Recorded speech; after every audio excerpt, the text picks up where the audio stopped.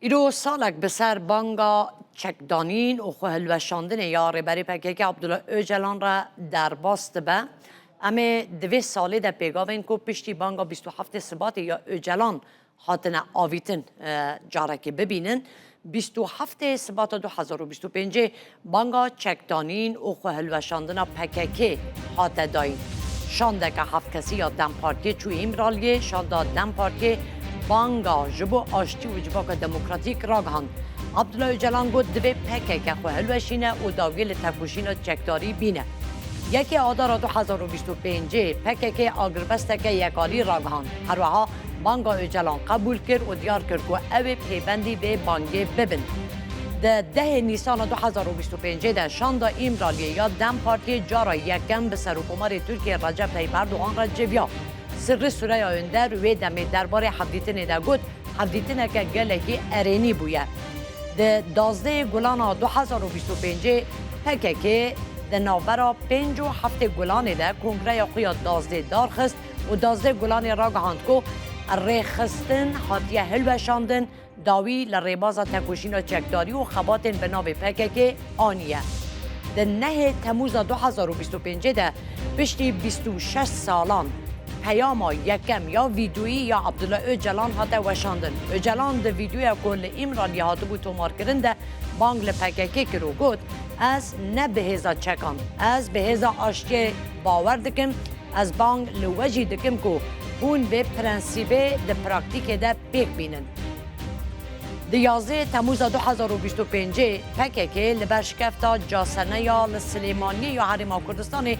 چالاکی که سمبولیک یا شهوداندن چکان دارخست ده داخیانی یا کوم آشتی و جواک دموکراتیک یا کو چک دانی ده هات گوتن که لسر بنگه ها درخستن یاسای انتگراسیون دموکراتیک ام چکن خواه به اراده یا خوی آزاد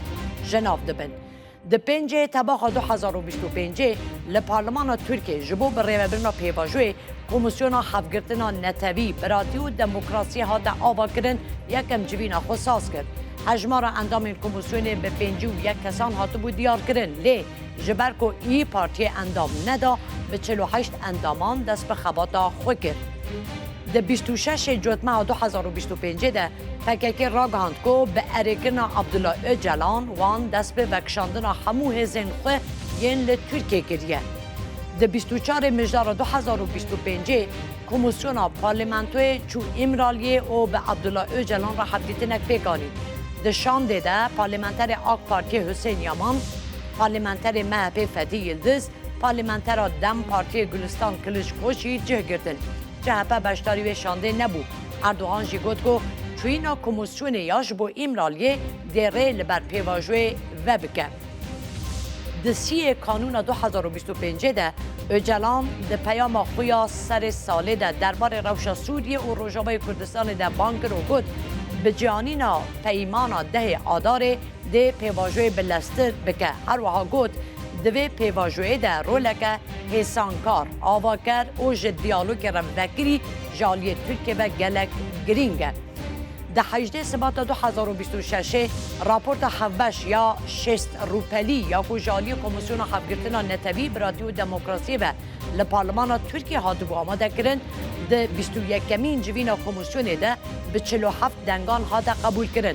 راپور پشت را پیشکشی سروکاتیا پارلمانتوی هات کرن ده 20 سبات 2026 ده راپور حوش یا کمیسیون حفگرتنا نتوی براتی و دموکراسی لسر مالپرا فرمی یا پارلمان ترکیه هات وشاندن و پیشکشی سروکاتیا پارلمانتوی هات کرن راپورت جه 7 بشام بکته و اف سرنافت ده جه دگرن خباتن کمیسیون آرمان جن سرکه ین کمیسیون کوکن دیروکی ین براتیا ترک و کردان و حقوق براتی حالین لحفکرن ین کسین که ده کمیسیون ده هاتن گهداری کرن و فسخ کرن و چکدانینا پککی پیشنیار نیاسایی ین دربار پیواجوی ده و پیشنیار دربار دموکراتیک بونه دهنه